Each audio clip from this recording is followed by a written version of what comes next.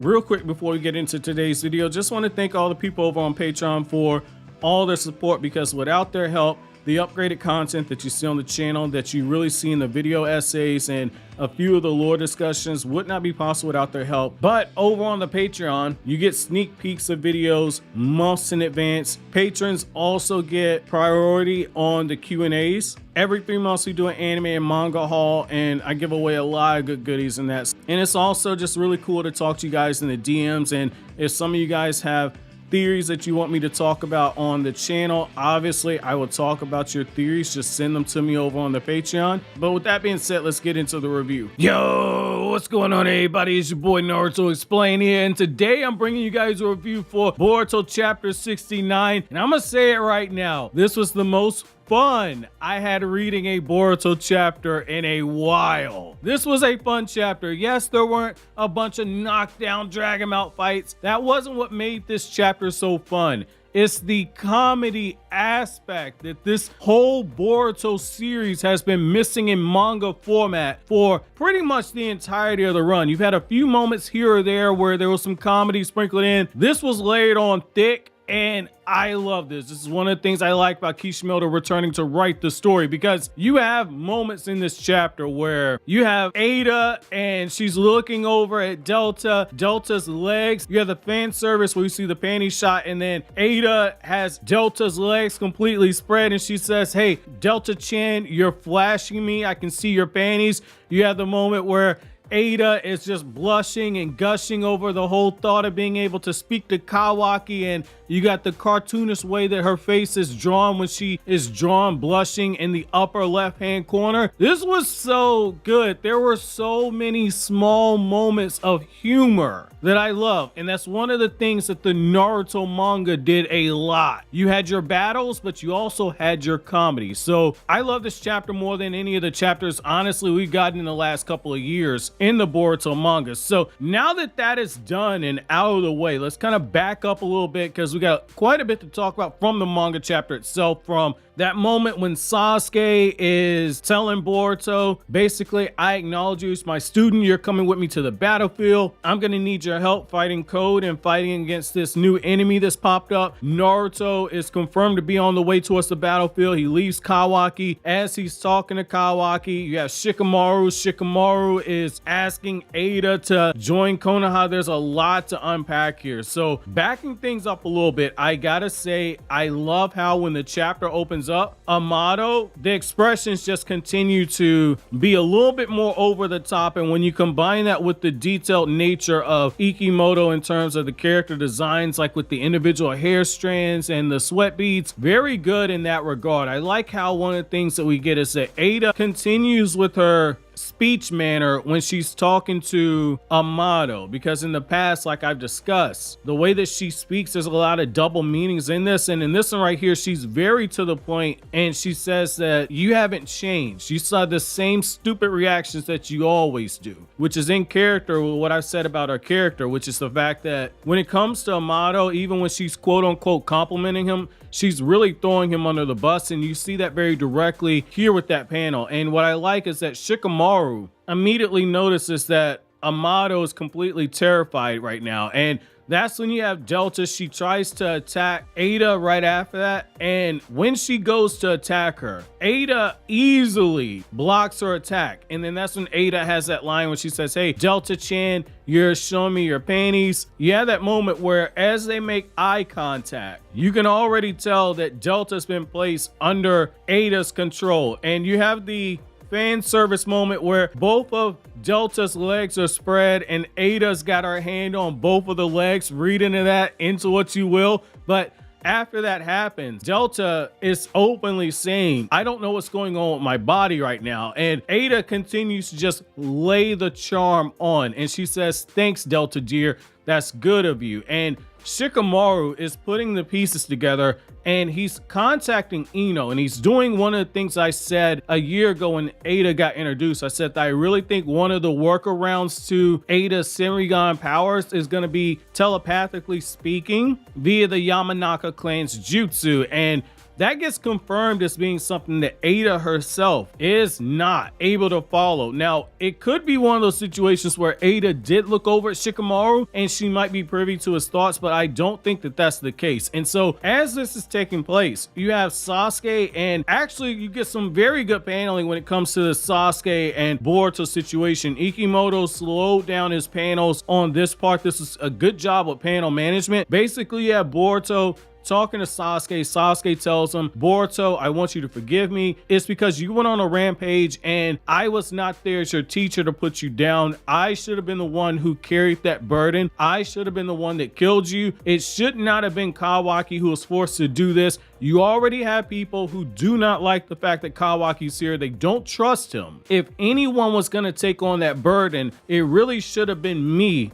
who actually killed you. And what I like about that right there is, yes, that's the Shadow Hokage portion, but that's also one of those things where, like I've talked about in the past in older reviews, as well as covering some of the light novels, Sasuke, there's still quite a few people who do not like the fact that he is on probation. Not everybody views Sasuke as being a hero. The Kages do, but you still have people in the village who do not fully forgive Sasuke. The younger generation does, but you still have people in that older generation who feel a different way towards him. And so that's the other part of the reason why Sasuke said that the village only needs to hate him. That is still Sasuke's reality. Yes, as Shadow Hokage, he has to do things that are not going to be popular in the village itself, but there are going to be people, it does not matter if Sasuke saves the world 10,000 times, they still aren't going to forgive him. His past misdeeds are still going to be used against him, which is why it makes him the best person to shoulder that darkness. What I like right there is that that's basically Sasuke saying, I'm used to being a divisive figure.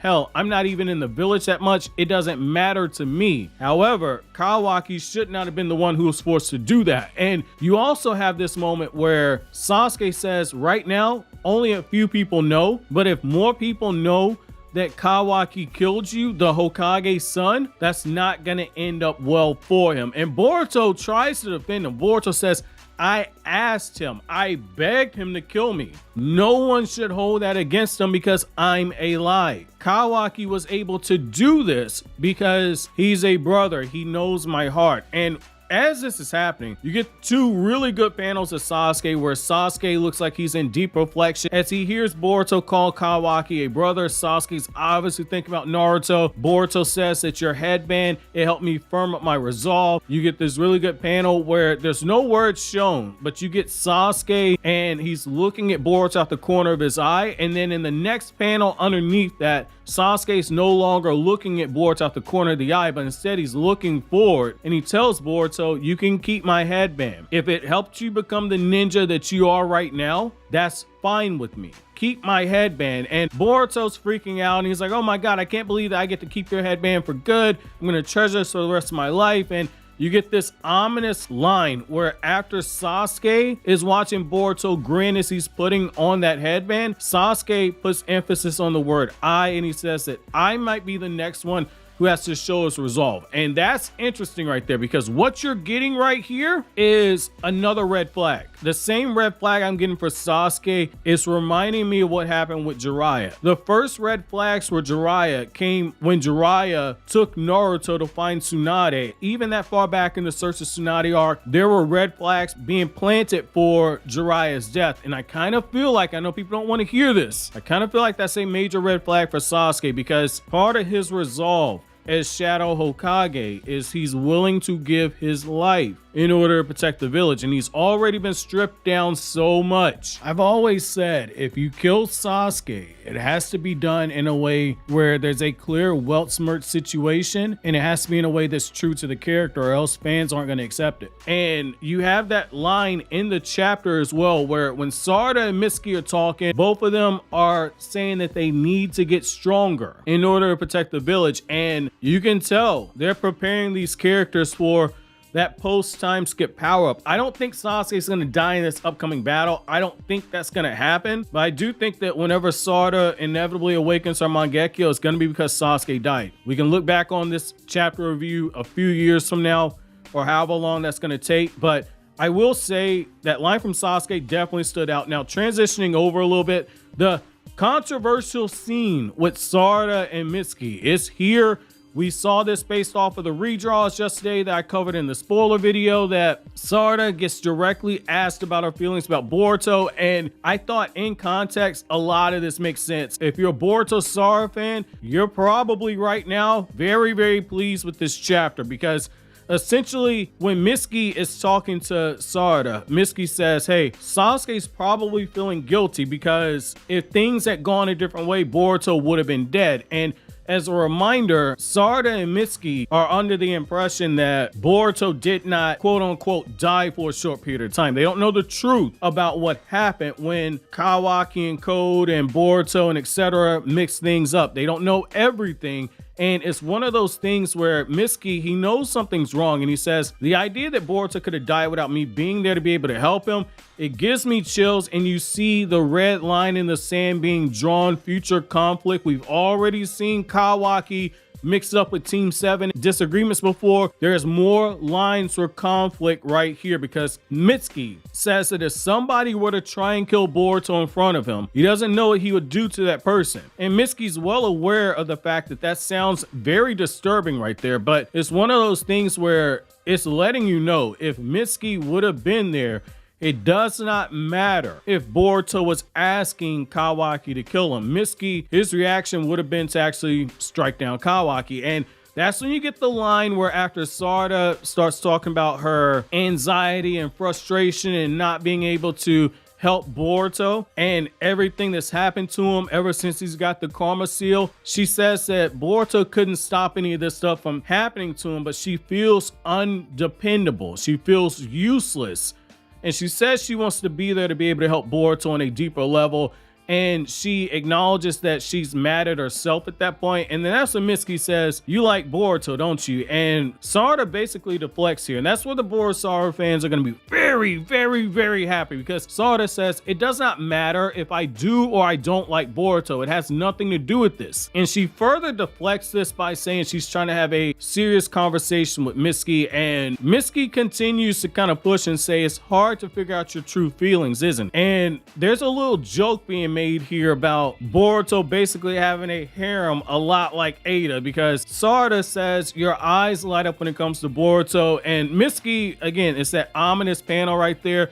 I think that goes back to the one shot that Masashi Kishimoto drew, where you had Mitsuki's origin story and it was revealed that Orochimaru wanted Mitsuki to meet Boruto. It's one of those things where I think that's gonna be cashed in later on, but there's something else deeper there. And Sarada, there's a really good panel here where the angle just captures her character very well. She's turning her head and she says it's a no-brainer that we need to get strong enough to fight against Otsutsuki. We need a stronger power and resolve. You're right, Mitsuki. But the truth is that I won't be fit to be Hokage if I can't fight against threats like this. So they've set the bar at Otsutsuki level for them to get stronger. That's going to be the purpose of the time skip training, much in the same way that the time skip training for Naruto's generation was to get to the level of fighting at these Kage level plus characters like the Akatsuki. I think that that's kind of where they're going here. You can make the argument, people probably don't want to hear it, but the facts are is that you have some of these kids in this current generation doing stuff that their parents weren't doing until the war arc. So they're starting at a much higher point in time and skill level and power set than their parents were in a lot of cases. Up until now, there wasn't a clear benchmark for them in terms of training. It was just something that they did with their parents and they got incredibly powerful. Right now, you got a clear benchmark, and typically in shonen when that happens, you get incredible power-ups. What I like here is that the chapter then shifts over and you have Naruto, he's talking to Kawaki, and Kawaki doesn't waste any time. He's very blunt. He looks over at Naruto and Naruto's like, hey, you know, this reminds me of when we first met. And Kawaki says, yo, cut all the small talk. Are you here to get on to me about killing Boruto? Are you not gonna bring this up? And Sumire, as soon as she hears this, her first reaction is like, Nani? And then she looks over at Kawaki and she says, Kawaki killed Boruto. And you have Naruto looking down at a genuine loss of words for a moment. And as Naruto begins to start talking to Kawaki and explain that he knows what they've gone through, that's when Eno alerts Naruto and lets Naruto know that there's a enemy attack, and she's also speaking to Sasuke as well telepathically. And so you have two things to take place. You have Naruto basically saying like, hey, there's some stuff I got to take care of. Naruto rushes off on his own, and I like how in the contrast you have Sasuke who's telling Boruto, hey, we need to go ahead and get out of here. The enemy's here, you're coming with me. And you have Kawaki's looking down at his karma. I don't know, I could be wrong, but I don't know if there's a potential resonance that's going on with Kawaki's karma and Code's karma. And the reason why I'm asking is, yes, you had resonance between Boruto and Kawaki, but when you also look at the fact that Kawaki and Code share a karma for the same Otsutsuki, I'm kind of wondering, are we in a situation where both of them might be aware of the other's presence? And part of the reason why I think that this might be the case is if you pay attention to the manga panels, Kawaki's eye did not change color and did not take on the dojutsu appearance that Jigen used when it came to using Ishiki's power until Naruto walked out the room and he looked down at his karma seal. So that's gonna be telling right there. And the contrast between Naruto and Sasuke is bright as day, because Naruto back in the day, Naruto leaned on other people. Naruto's rushing off to fight this enemy on his own, thinking he has to protect Kawaki from this enemy instead of relying on Kawaki. Whereas right now you have Sasuke and he's telling Boruto like, hey, you really need to come with me. Sasuke's depending on Boruto to be able to help him. That's a little bit of a contrast right there, because when you look at it, Naruto and Sasuke are looking at the next generation. Naruto's reactions like, hey, I want to kind of keep Kawaki safe. Sasuke's like, hey, the best way I can keep him safe is if I take Boruto with me. So that's kind of interesting to see the decisions made right there. And what I also like is that we get a little bit of information on Ada. It looks like attacks that are indirectly aimed at her can still land on her, because when Shikamaru hits her with the shadow paralysis jutsu, Ada's genuinely surprised. And what I also like is that you have this moment where Amato and Eno and Shikamaru are all speaking via the telepathic Yamanaka clan jutsu, and Amato says that basically everybody who's in the room falls under her enchantment. You have this moment where Amato explains everything as Delta is just geeking out. Like, her legs are completely spread open. Delta's got her hand over her face, which is absolutely funny to see. She had been blushing. The blush gets even stronger. She's thinking, oh my God, she's so cute. You got Ada grinning at her. Absolutely love that. And it's like, okay, chapter is chapter 69. Take of that what you will. But what I like about this is that Amato says like, hey, it could be headache, it could be vertigo, fever, impaired judgment, stiffening muscles from extreme tension. Basically saying that different people experience that extreme love when in her presence different ways. It depends on the person. And we find out that not only can Ada not control who falls under that spell, but it also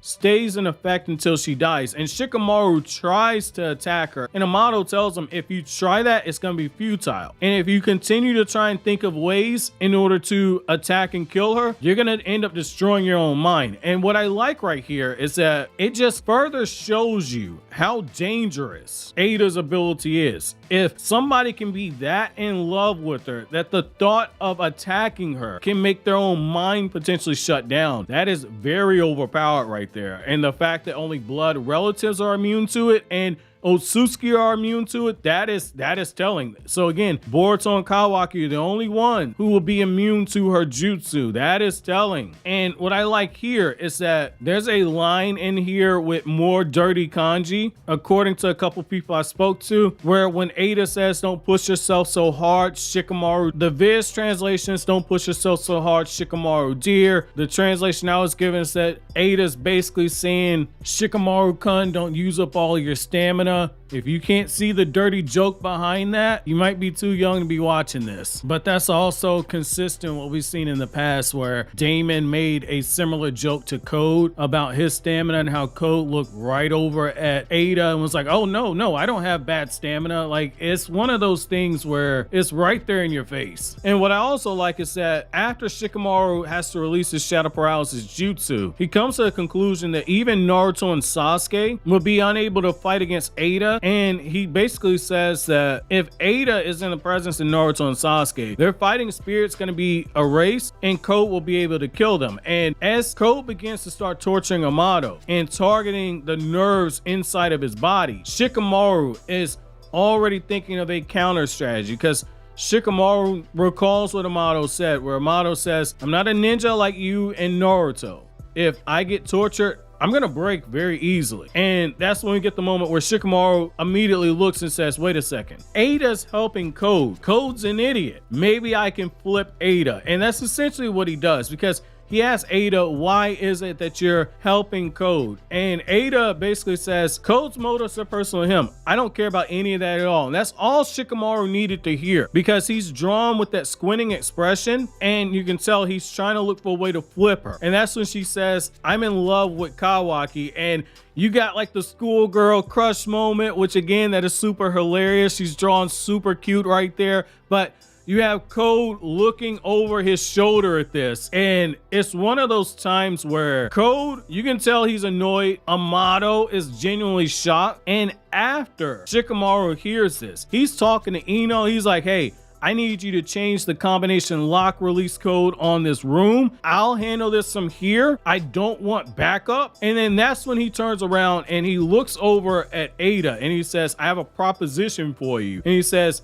why don't you come over to Konoha? Think about it. We're going to be mutually beneficial to each other. And afterwards, you can tell Kawaki how you feel or whatever else you want to do. And in that moment, Amato, he's got the speech bubble. He's not saying anything. He's like, okay, he's basically thinking like, hey, this might work. However, Code right now is shitting bricks, because I've always said this Ada and Code alliance is not going to last. Ada is going to turn on Code at some point. Now the question is, will this be it? Now if you're somebody who predicted that Ada might potentially join Konoha, or Ada is going to be swayed as a way to get her hands on Kawaki, congratulations, you are a great prognosticator. However, what I want to know from you guys is, number one, how do you feel about the Boruto Sarada moment? Does this confirm Boruto and Sarada as endgame? Number two, do you guys think that Sarada and Mitsuki aiming to become Otsutsuki level in terms of power is a realistic goal for them during the time skip? And then the third question I have for you guys is, what do you guys think about this situation where Ada is potentially going to join Konoha? Is this a good decision? And then the fourth question I have for you guys is, how do you guys feel about the increased comedy that is in here? Let me know down in the comment section below. So always, guys, if you like anything I had to say, don't forget to comment, rate, subscribe, and share. Thank you so much for watching to the end. Have an awesome day, guys.